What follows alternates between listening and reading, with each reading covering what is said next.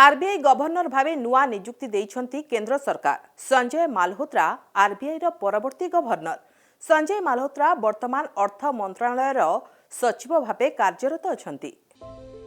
अनुमान सत होईछि। RBI governor भावे शक्तिकांत दास को कार्यकाल को न बढ़ाई नुआ नियुक्ति देइछंती केंद्र सरकार। संजय मालहोत्रा आरबीआई रो परवर्ती गवर्नर। आरबीआई गवर्नर भावे एबे ओडिया पुओ शक्तिकांत दास कार्य करुछंती। तांको कार्यकाल 10 तारिख रे शेष हेउछि। 11 तारिख दिन दायित्व नेबे नुआ गवर्नर। आसंता 3 वर्ष पई संजय आरबीआई गवर्नर भावे काम करिवे। संजय मालहोत्रा हेउछंती 1990 बैच रो Rajasthan cadre IAS officer. IAS परीक्षा रे से होइथिले batch topper. IIT Kanpur computer science रे स्नातकोत्तर एवं अमेरिकार प्रिंसटन यूनिवर्सिटी रु पब्लिक पॉलिसी रे मास्टर डिग्री हासिल करिसंती। प्रशासनिक सेवारे तांकर यथेष्ट अभिज्ञता रहिछि। 33 वर्षरु अधिक समय धरी प्रशासनिक सेवारे थिबा संजय मालहोत्रा बैंकिंग एवं राजस्व परिचालन रे दक्ष।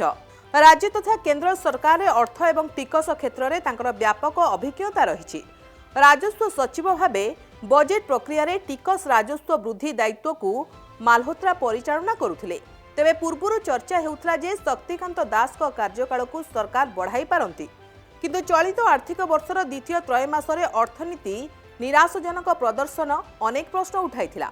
सेप्टेम्बर त्रैमासरे देश में जीडीपी अभिवृद्धि हार 5.4% रहिथिला, जहा परे शक्तिकांतଙ୍କ कार्यकाल बढ़ाइबा निष्पत्ति सरकार बदलाई पारंती बोली अनुमान करा जाउथिला। एभली किछि गुरुत्वपूर्ण खबर जानिबा पई देखुथांतु प्रमेय न्यूज 7 स्टार।